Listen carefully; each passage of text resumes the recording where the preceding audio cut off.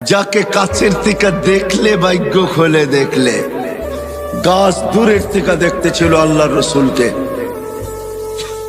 মন ভরতে ছিল না, দোয়া করছেন মালিক দূরের থেকে দেখি মন ভরে না, একটু কি কাছে আসার অনুমতি দেওয়া যায় না? তোমার বন্ধুকে একটু কাছের থেকে দেখবো। মানুষের মতো হাঁটতে হাঁটতে আল্লাহ রসুলের মাথার সামনে আইসা দাঁড়ায় গেছেন, মন পড়ে আল্লাহর রসুলকে দেখছেন, আবার জায়গায় চলে গেছেন। ঘুমের থেকে উঠছেন তো জাবের রাদিয়াল্লাহু তাআলা আনহু বলতেছে, ইয়া রাসূলুল্লাহ দেখলাম তো দেখলাম কি? বলে কি দেখছিস?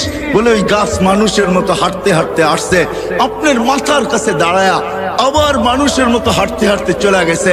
তো আল্লাহ রসুল বলছে ও দূরের থেকে দেখতে ছিল, মন ভরতে ছিল না, তো হাত উঠায় দিছে, মালিক এত কাছে বন্ধু আসলো, আপনার বন্ধু আসলো, আমি দূরের থেকে দেখা মন ভরে না, একটু কি অনুমতি আমাকে দেওয়া যায় না যে আমি একটু মাথার কাছে দাঁড়ায় দেখবো, নিজের মনটাকে ভরবো? হায় হায় হায়, যাকে দেখা উঠ সেজদা করে উঠ, আল্লাহ রসুলের সামনে উঠ সেজদা করতেছিলেন, উঠ। সাহাবা বলছে, ইয়া রাসূলুল্লাহ নাহনু আহাক্কু বিহা, উঠ যদি আপনাকে সেজদা করতে পারে তাহলে তো আমরা বড় অধিকার রাখি।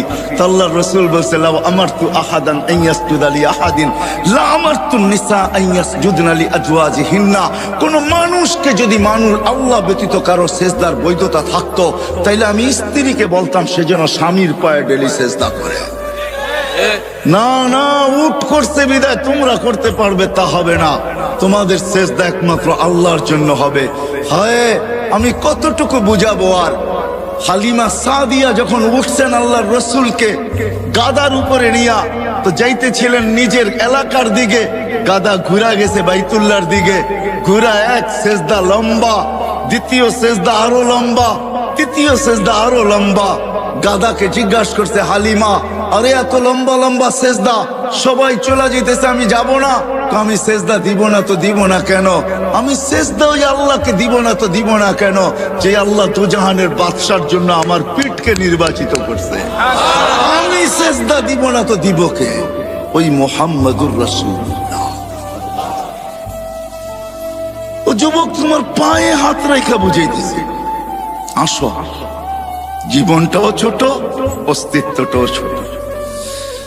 আল্লাহ মুকুট দিচ্ছেন হাজারো, সম্পর্ক গুলাই এক একটা মুকুট, আর উদ্দেশ্য মালিককে পাওয়া, আর পাওয়ার জন্য সহজ পদ্ধতি